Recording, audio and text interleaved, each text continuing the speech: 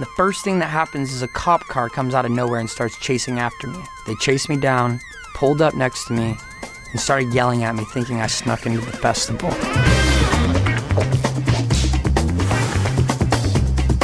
Hey, I'm Oliver Tree, and this is the story of when I ate way too much acid on a family vacation to Burning Man when I was 17 years old. For those of you who don't know, Burning Man is a pilgrimage for all the hippies in the entire world. Each year, they travel all the way across the globe to meet up and have the craziest party of their lives. On the night that they burn this 6-story tall man who's made out of wood, I was supposed to meet my family on the playa, but let's just say things didn't go how I was hoping. I got lost.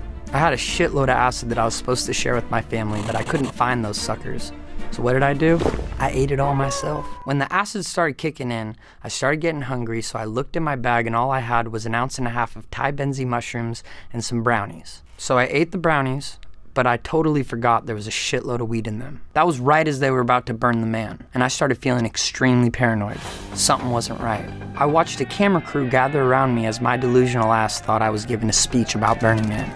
That quickly became a circle of 1,000 camera people and reporters closing in on me. They wanted my blood, so I did what anyone would do.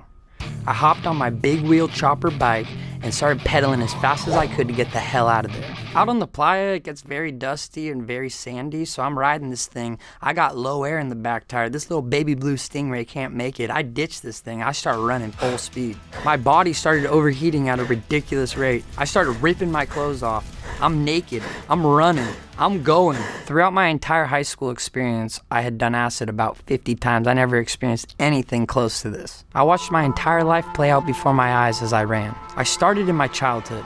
I was running and I was running, and my dad kept saying, "You're fast. You're fast like a cheetah."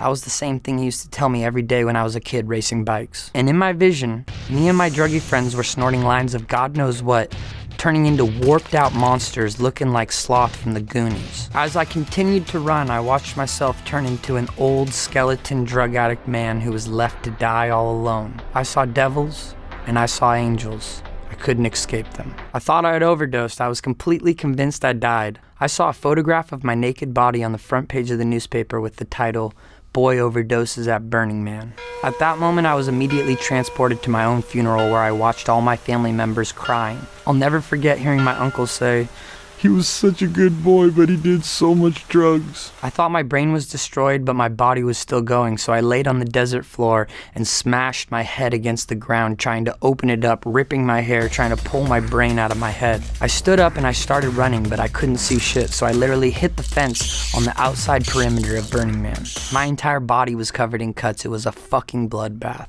I even had cuts on my penis, but don't worry, they healed very well.